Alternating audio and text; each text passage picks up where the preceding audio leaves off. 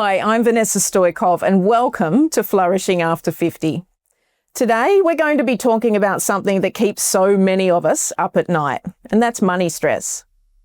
I've had a reader, Megan, write to me and tell me a story which actually breaks my heart. She's just gotten divorced, and after separation, she's got a lot of credit card debt. She's behind on a mortgage, and she's telling me that she just can't get out of bed at the moment, and the shame of her situation is debilitating. So to help Megan, and for all of us out there that are experiencing money stress, I've invited Chelsea Pottenger into the studio. Chelsea's the founder of EQ Minds, and she's an expert in mental health. So let's break down with Chelsea what Megan's going through right now, physically and mentally, and how we can all use small practical steps to improve our mental health when it comes to money. Chelsea, thanks for joining me. Now, when you're like Megan and you're lying in bed at night, worrying about money and spiraling at that 3 a.m., what's happening to your body and mind? That's such a common thing, people waking up in the middle of the night and their mind getting really, really busy. And whether it's money stress or any kind of stress, what's happening there is that our limbic brain has kind of hijacked our front part of our rational brain. So what that means is that we've kind of gone offline of any rationality. We're in this moment of catastrophizing or ruminating and thinking about the worst case scenarios. And then the body is actually spiking up your cortisol. You might feel like your heart rate's getting a little bit faster. You could start feeling like you're getting a little bit sweaty in the palms, things like that. So there's a physical reaction going on as well with the body. We get so caught up, right, with these thinking patterns and inside of our mind where they almost feel like they're real. Yeah, well, it is. Like I call it the abyss. When you're looking in the abyss with money stress, it's like looking at a big black hole that you can't look away from. Absolutely. It's like the train wreck. You can't stop looking. You can't stop thinking about it. So it's almost like we need some really practical things to do in that period of time. And just for people to know, hey, it's pretty normal, right, to wake up from 1 a.m. to 4 a.m. and think about things. Yeah. And so a really great idea to try or invitation is to have a journal by your bed or a piece of paper is totally fine.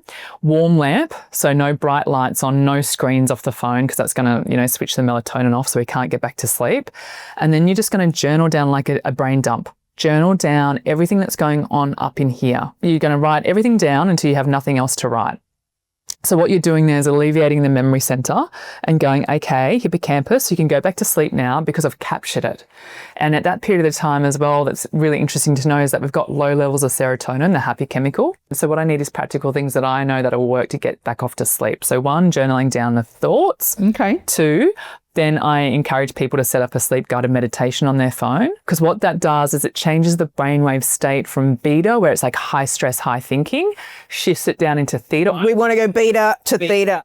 Next gear change is delta, where you go off to sleep. Okay, so we're really aiming for delta. And so I really encourage people to download them, have your phone off, so it's on flight mode. So there's no Wi-Fi coming close to your brain while you're sleeping. Don't look at the screen, have Wi-Fi off. Phone down. Okay. And then what people will say is, Chels, at the end of the meditation, I'm still awake. What do I do then? So you're counting backwards from 1,000 back to 0. So you're inside your mind, because you're giving your brain something where you're concentrating enough on this one tab that is open, which is a count back, versus thinking about the 10 tabs that are currently open. Okay. You're going to do something that's monotonous and like that the pattern really well, because it relaxes down the brain. So the mind can relax and go, okay, I've just got to get back to 0.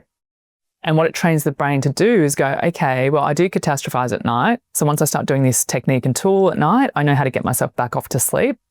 And the brain kind of just retrains that way. Love the tips. The other big topic I want to explore with you now is the other part of what Megan said is the shame.